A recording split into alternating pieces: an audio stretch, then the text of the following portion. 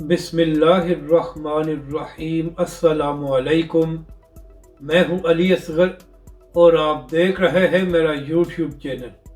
Imran Khan PTI के chairman नहीं रहेंगे, बल्ले का इंतखाबी निशान या इमरान खान। इस वीडियो में हम इसी के मुतालिक बात करेंगे।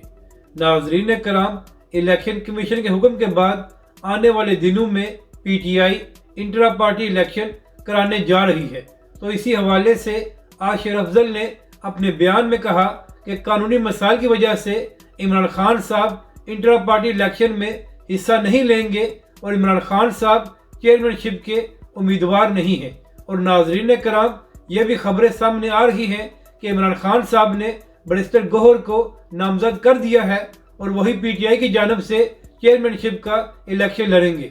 और नाजरीन कराम, ये भी कहा जा रहा है कि कल पीटीआई इस हवाले से ऑफिशियल ऐलान कर देगी कि आया इमरान खान साहब इंट्रा पार्टी इलेक्शन में हिस्सा ले रहे हैं या नहीं। और अगर इमरान खान साहब खुद चेयरमैनशिप के उम्मीदवार नहीं हैं तो फिर इमरान खान साहब ने किसको नामजद किया है।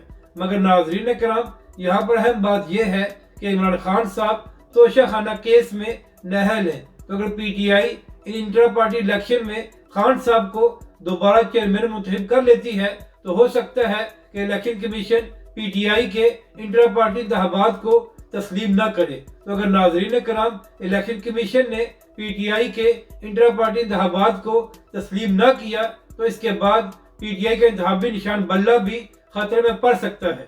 तो नाजरीन कराम, हो सकता है कि इमरान खान साहब ने इंतखाबी निशान को बचाने के लिए अपने चेयरमैनशिप की कुर्बानी दी हो। अब देखना यह है कि कल पीटीआई की जानब से क्या ऐलान किया जाता है और आया इमरान खान साहब इंट्रा पार्टी इलेक्शन में हिस्सा ले रहे हैं या नहीं। और अगर इमरान खान साहब खुद हिस्सा नहीं ले रहे तो इसके बाद इमरान खान साहब किसको नामजद करते हैं। तो कल का दिन बड़ा अहम है और इसके बाद सारे हालात वाज़ह हो जाएंगे।